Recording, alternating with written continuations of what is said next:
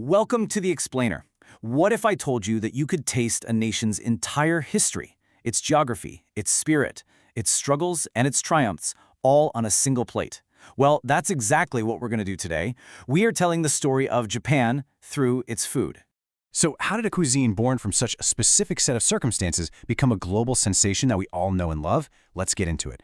We're going to unpack the incredible journey of Japanese food from ancient staples pulled from the land itself all the way to the worldwide phenomenon it is today.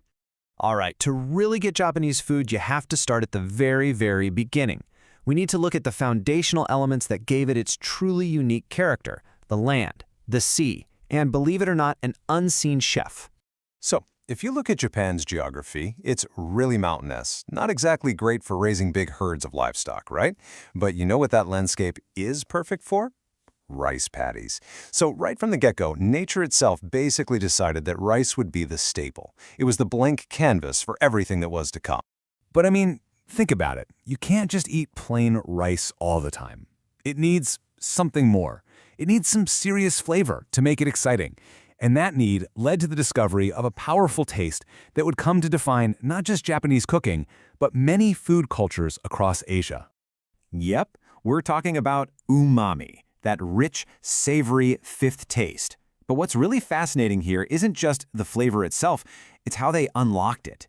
This wasn't something discovered by a famous chef in a royal kitchen. No, it was harnessed from something completely invisible.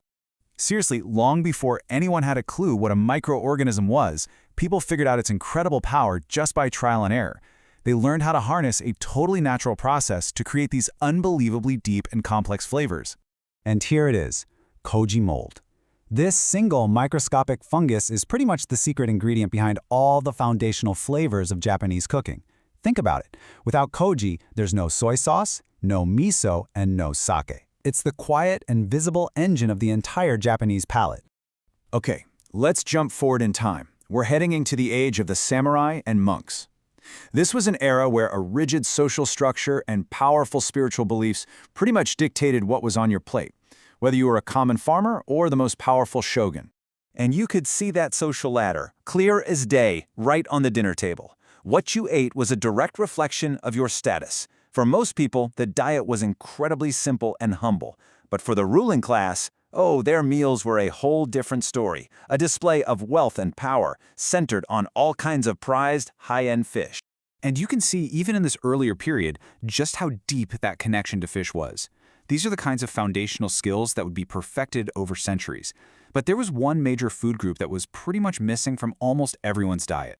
Thanks to the powerful influence of Buddhism, there was a nationwide ban on eating meat that lasted for centuries.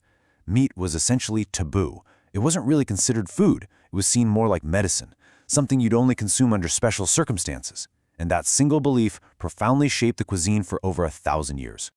Japan's relationship with the outside world has always been this dramatic push and pull, right? One moment, the doors are slammed shut in total isolation.